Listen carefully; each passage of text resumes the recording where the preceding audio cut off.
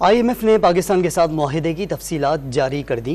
पाकिस्तान ने महसूलात में इजाफे के लिए IMF को ठोस इक़दाम की यकीन दहानी कराई है। ज़राअत और तामीराती शोबों पर टैक्स आयद किया जाएगा। तनख्वाहों और पेंशन में उठने वाले खराजात में कमी भी की जाएगी।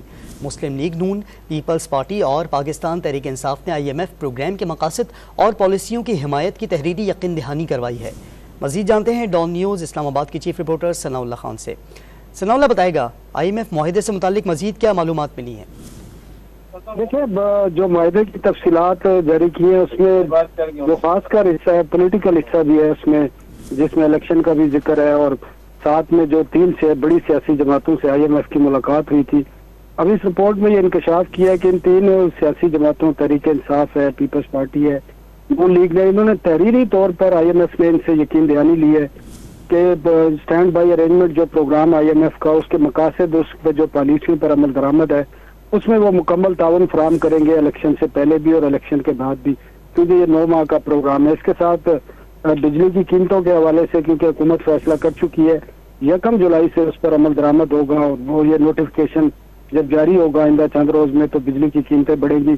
और इसमें एक और इंकशाफ किया गया है, जो इस वक्त मुल्क में बेरोजगारी है, जो हुकूमत ने बताई थी 6.5% है, लेकिन IMF की जो रिपोर्ट बता रही है कि बेरोजगारी की शरह 8.5% है इस वक्त मुल्क में, जो इंतहाई खतरनाक किस्म की रिपोर्ट। और इसमें इन्फ्लेशन के हवाले से बताया कि नेक्स्ट ईयर भी 25% जो है फरात ज़र रहेगा और इस साल 29.5% रहेगा। बाकी जो एक्सचेंज रेट के हवाले से जो यकीन दहानी कराई गई थी कि एक्सचेंज रेट फ्लोटिंग होगा, वो हुकूमत ने पहले ही कर दिया और मार्केट बेस कर दिया रेट, और उसी की वजह से अब डॉलर की जो, रुपए की जो कदर है वो तय की जा रही है, मार्केट तय कर रही है और इंटरवेंशन की इजाजत नहीं है।